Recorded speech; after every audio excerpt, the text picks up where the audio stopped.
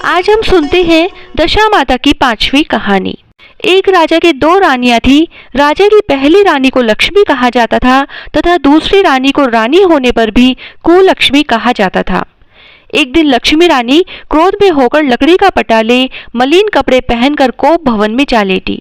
राजा ने लक्ष्मी से पूछा कि तुम कोप भवन में क्यों पड़ी हो, तुम क्या चाहती हो? रानी बोली, कुलक्ष्मी को देश निकाला दिया जाए। कुलक्ष्मी रानी थी, इसीलिए उसे निकाला देने से राजा की बदनामी होने का डर था। इसीलिए रानी को पीहर छोड़कर आने की बात सोची गई। राजा ने पटरानी को एक रथ में सवार कराया और स्वयं घोड़े पर चढ़कर रथ के साथ चलने लगा। एक बीहड़ जंगल में पहुंचकर राजा ने रथ को रुकवाया और रथ को ढोने वालों को वहां से जाने को कहा और उसके बाद राजा रानी को उस जंगल में छोड़कर घोड़े पर सवार होकर अपने महल में आ गया। इधर कुलक्ष्मी को बाट जोहते सारी रात बीत गई। रानी को प्यास लगी थी तो वह रथ से उतरकर पानी की तलाश में चल दी। रानी ने आसपास पानी खोजा परंतु उसे कोई जलाशय दिखाई नहीं दिया। तभी रानी ने एक सारस के जोड़े को एक तरफ जाते देखा। रानी कुलक्ष्मी सारस के जोड़े के पीछे चल दी। चलते चलते वह एक नदी के किनारे पहुंच गई। वहां पहुंचकर रानी ने नदी में स्नान किया और जल पीकर अपनी प्यास बुझाई। उस समय कुछ अन्य स्त्रियां भी स्नान कर रही थी। स्नान करने के बाद उन स्त्रियों ने दशा माता का डोरा लिया। उनके पास एक डोरा बच गया तो उन्होंने रानी से डोरा लेने का अनुरोध किया। रानी डोरा लेकर अपने रथ में आकर बैठ गई। तब दशा माता रानी की परीक्षा लेने के लिए एक बुढ़िया का वेश धारण कर उसके रथ के पास आई। वह रानी से बोली कि बेटी, तुम यहाँ बैठी क्या कर रही हो? रानी ने बुढ़िया से कहा कि पहले तुम बताओ कि तुम कौन हो। बुढ़िया ने उत्तर दिया कि मैं तुम्हारी मौसी हूँ।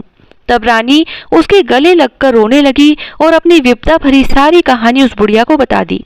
अंत में रानी ने बुढ़िया से कहा कि अब मुझे केवल तुम्हारा ही सहारा है, मेरी रक्षा करो। दशा माता की कृपा से उसी जगह उस समय माया का शहर बस गया। रानी के भाई भाभी आदि सारा मायका वहां प्रकट हो गया। तब रानी ने अपने पीहर वालों के साथ मिलकर 9 दिन वहां दशा माता की कथा कहानियां सुनी। 10वें दिन डोरे की पूजा होनी थी। उस दिन सवेरे उठकर दशा माता ने रानी से कहा कि नदी में स्नान कराओ, वहां तुमको स्वर्ण कलश मिलेगा, तुम उसे ले लेना और जो डोली तुम्हें लेने आए उसमें बैठ जाना। किसी से ये मत पूछना कि यह डोली किसकी है। रानी ने नदी में स्नान किया। वह स्नान करके बाहर निकल आई तो उसे 2 स्वर्ण के कलश नदी के किनारे रखे मिले। उन्हीं के पास रेशमी वस्त्र रखे थे। उन वस्त्रों को रानी ने पहन लिया। वह चलने को तैयार हुई तो उसे डोली आती दिखाई दी। वह डोली में बैठ गई और अपने घर पहुंच गई। घर पहुंचकर उसने दशा माता के बसाए माया के परिवार की सब महिलाओं सहित दशा माता के डोरे की पूजा की। सुहागिनों को भोजन कराया। इसके बाद उसने पारण किया। अब रानी अपने पीहर में आनंद पूर्वक सबके साथ मिलकर रहने लगी। इधर कुछ समय बाद राजा को रानी कुलक्ष्मी का ध्यान आया। राजा ने विचार किया कि जिस दिन से मैं रानी को जंगल में छोड़कर आया हूँ तब से उनका कोई समाचार नहीं मिला। चलकर देखना चाहिए कि रानी कुलक्ष्मी का क्या हाल है। मंत्रियों ने राजा को समझाया कि अब रानी से मिलना आपके लिए ठीक नहीं होगा, परंतु राजा ने मंत्रियों की बात पर कोई ध्यान नहीं दिया। वह घोड़े पर सवार होकर उसी स्थान पर पहुंचा जहां पर रानी को छोड़ आया था। राजा को ये देखकर बड़ा आश्चर्य हुआ कि यहाँ तो सघन वन था परंतु अब यहाँ रमणीक बस्ती बसी हुई है। राजा ने लोगों से पूछा कि यह कौन सी नगरी है। लोगों ने उसे बताया कि यह कुलक्ष्मी का नगर है। अब तो राजा के आश्चर्य का ठिकाना ही न रहा।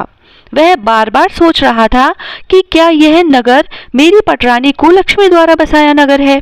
तब राजा ने कुलक्ष्मी के महल के पास जाकर सूचना भिजवाई कि उनसे अमुक देश के राजा मिलना चाहते हैं। रानी ने राजा को पहचानकर मिलने से मना कर दिया, परंतु मौसी ने उसे समझाया कि हिंदुओं में तो पति परमेश्वर माना जाता है, तुम्हें यही उचित है कि तुम यथाशक्ति उनका आदर सत्कार करो। मौसी के कहने पर रानी कुलक्ष्मी ने राजा को महल में बुलवाया। दोपहर को राजा को भोजन पर बुलाया गया। राजा के साथ नाई भी था। रानी राजा और नाई को भोजन कराने लगी। पहली बार रानी ने नाई की पत्तल पर भोजन परोसा तो नाई ने रानी के पैर पर एक छींटा लगाया। रानी इस भेद को नहीं समझ सकी कि नाई ने उसके पैर पर रायते का छींटा क्यों मारा। रानी दूसरी बार पोशाक बदलकर फिर आई। राजा मन में सोचने लगा कि यहाँ तो बहुत सी रानियां हैं, सबकी शक्ल एक जैसी है, मैं अपनी रानी को कैसे पहचानूंगा। देरी आकर राजा ने नाई से कहा, यहाँ तो कई रानियां हैं, मैं अपनी रानी को कैसे पहचानूं। नाई बड़ा चतुर था। वह बोला, रानी तो एक ही है, परंतु वह पोशाक बदल बदल कर हमारे सामने आ रही है। राजा ने नाई से पूछा, तुझे कैसे पता चला कि रानी एक ही है? नाई बोला कि मैंने उनके पैर पर रायते का छींटा मारा था।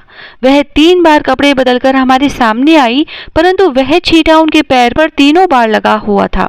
अगले दिन रानी ने राजा को अपने महल में बुलाया और राजा को अपने बिस्तर पर बिठाकर खाने के लिए पान का बेड़ा दिया। पान खाकर राजा पलंग पर लेट गया और रानी उसके पैर दबाने लगी। राजा ने रानी से अपने किए के लिए क्षमा मांगी और रानी को अपनी राजधानी में चलने को कहा। रानी ने कहा, आप मुझे किस मुंह से चलने को कह रहे हो? आपने तो मुझे जंगल में अकेला छोड़ दिया था। आप तो दूसरी रानी के कहने में आकर मेरा परित्याग कर चुके थे। यह तो मेरी मौसी का किया हुआ है, उसी के कारण यह सब वैभव मुझे प्राप्त हुआ है, वरना आप तो मेरा सर्वनाश कर चुके थे। राजा ने रानी को बहुत समझाया। तब रानी ने कहा कि मैं केवल एक शर्त पर आपके साथ चल सकती हूँ। आप मेरी मौसी से वरदान मांगे कि यह नगरी आपकी राजधानी के पास पहुँचा दे, जिससे जब मेरा मन चाहे आपके पास रहूं और जब जी चाहे तो मौसी के दिए महल में चली जाऊं। मेरी मौसी बड़ी दयालु है, संभव है कि वह हमारी बात मान जाए। राजा ने दशा माता मौसी से प्रार्थना की। मौसी ने राजा की बात मानकर दोनों शहरों को पास पास स्थापित कर दिया, मानो एक दूसरे के ही भाग हो। राजा ने दशा माता की कृपा का फल जानकर शहर में ढिंडोरा पिटवाया कि उसकी प्रजा दशा माता की पूजा किया करे। हे भगवती दशा माता, जिस प्रकार कुलक्ष्मी पर दया करी, वैसे ही दया सब जनों पर करना, हम पर करना। कहता सुनता ने हुकारा भरता ने सभी को करना। जय श्री राधे।